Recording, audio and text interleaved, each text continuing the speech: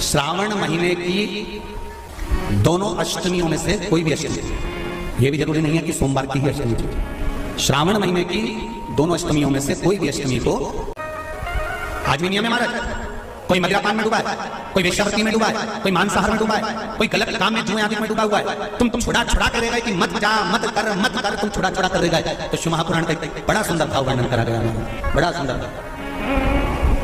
महाराज शमी के 5 पत्ते, बेलपत्री के 5 पत्ते, बेर के 5 पत्ते, क्या क्या चीजें जरा जम के बोलो। शमी के 5 पत्ते, बेर के 5 पत्ते और बेलपत्री के 5 पत्ते। महाराज श्रावण महीने की दोनों अष्टमियों में से कोई भी अष्टमी, ये भी जरूरी नहीं है कि सोमवार की ही अष्टमी थी। श्रावण महीने की दोनों अष्टमियों में से कोई भी अष्टमी को बेर के पत्ते पर लाल चंदन, बेलपत्री के पत्ते पर पीला चंदन, शमी के पत्र पर केवल कोई चंदन लगाने की जरूरत नहीं, सादा केवल एकदम कुछ भी उसमें लगाकर नहीं, सिंपल पहले लाल चंदन वाले पत्ते, फिर बेलपत्री के पत्ते, फिर शमी के पत्ते शिवलिंग के ऊपर समर्पित कर उसको उठाकर वापस लाकर बेलपत्री के पेड़ के नीचे ही 1 लोटा जल समर्पित कर पहले पत्ते चढ़ा देंगे, फिर लोटा भर जल समर्पित कर देंगे। उसी चढ़े हुए पत्तों में से 5 बेलपत्र को लेकर अपने घर जा गया और अवधूतेश्वर महादेव, कौन सा महादेव? अवधूतेश्वर महादेव। ये अवधूतेश्वर महादेव कौन से हैं? आपको कथा में कई बार वर्णन करा गया है। शंकर भगवान को क्रोध आया, ब्रह्मा जी ने क्रोध को लिया, समुद्र में डाला।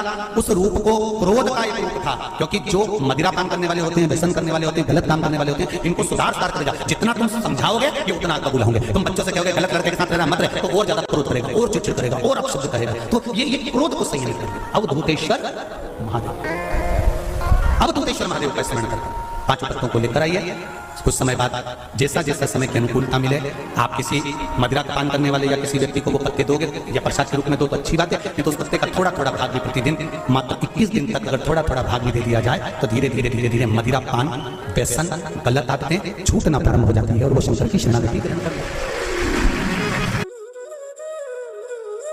तो जिनकी यहाँ संपदा की कमी होती है, वैभव की कमी होती है, लक्ष्मी की कमी होती है, प्रतिष्ठा की कमी होती है, धन की कमी होती है, उसके लिए विष्णु पुराण कहती है, स्कंद पुराण कहती है महाराज कि भगवान नारायण स्वयं इस जड़ के नीचे अपना विश्राम करते हैं महाराज, इस जड़ के नीचे।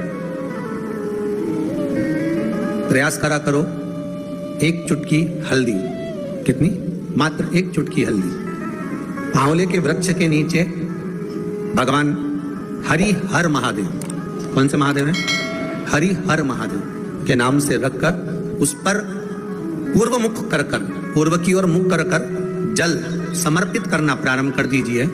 आप अगर प्रयास करेंगे, शुक्रवार की शुक्रवार करें या नवमी की नवमी करें, अष्टमी की अष्टमी करें, प्रदोष की प्रदोष कर लें, सोमवार की सोमवार। हमें बताया था जिस दिन शंकर और पार्वती के मिलन का दिवस हो, और केवल एक माता पार्वती के अकेले मिलन का नहीं, 64 योगिनियां तक भगवान शंकर से मिलने के लिए आती है। पीला चंदन लगाना, कितना लगाना है? बीच वाला जो पत्ता है उस पर पीला चंदन। जब आपको लगे कि मेरा जीवन बहुत कष्टमय है, अब ये रोग, अब ये कष्ट दूर ही नहीं हो रहा, अब ये आए दिन तकलीफ पर तकलीफ बढ़ती जा रही है, आए दिन रोग बीमारी, पैसा घर में बच नहीं रहा, बहुत कष्टमय जीवन है, इसमें लगाओ पीला चंदन बेलपत्री की बीच वाली महाराज। और बीच पत्ती पर जब चंदन लग जाए, लगने के बाद में ये दोनों पत्ती पर लाल चंदन लगा दीजिए। इन दोनों पत्ती के बीच में जो डंडी का भाग होता है, आपको कहा था, आपको स्मरण में होगा शायद, हमने जब बेलपत्री की महत्वता बताई थी तो उस बेलपत्री की महत्वता में कहा था ब्रह्मा विष्णु महेश ये 3 है, बोला था। बीच में ये बड़ी पत्ती से लेकर जो 2 पत्तियां होती हैं, इनके बीच में जो जगह बचती है, इसमें माँ पार्वती के 64 योगिनियां, माँ पार्वती अपनी पूर्ण सिद्धि के साथ में जितनी भी देवी के स्वरूप हैं, वो माता 64 योगिनियां देवी के स्वरूप में यहाँ पर विराजमान होती हैं। 2 पत्ती के नीचे से जो डंडी होती है नीचे तक, ये पूरी डंडी में 33 कोटि देवी देवताओं विराजमान होते हैं इस पूरी डंडी के अंदर। तो ये बीच वाली पत्ती है, ये जो बीच वाली पत्ती का जो भाग होता है, इस पत्ती के भाग में शहद का प्रयोग कर यहाँ पीला चंदन, लाल चंदन, शहद का प्रयोग कर इसी तरह से पकड़कर ये बेलपत्री की जो डंडी है वो अशुक सुंदरी पर जब आप समर्पित करें तो जहां से जल बहता है उस ओर पर इस पत्ती को चढ़ाकर केवल आपके हृदय हृदय की बात कहकर देवाधिदेव महादेव से कोई भी शिव जी का मंत्र पंचाक्षर नमः शिवाय, षडाक्षर ओम नमः शिवाय, श्री शिवाय नमस्तुभ्यम या महामृत्युंजय मंत्र, जो शिव का मंत्र हो आपके पास में, उसको बोलते हुए देवाधिदेव महादेव को धीरे धीरे जल की धार चढ़ाना प्रारंभ करो। जल की धार जब पूर्ण होने लगे, उसमें थोड़ा जल बचे, तब अशोक सुंदरी पर जो तुमने बेलपत्र चढ़ाई है वहां उस जलधार को चढ़ा। ये प्रयोग आपको केवल सोमवार की अष्टमी पढ़ने पर ही करना है। कौन से दिन करेंगे? जम के बोलिए जरा।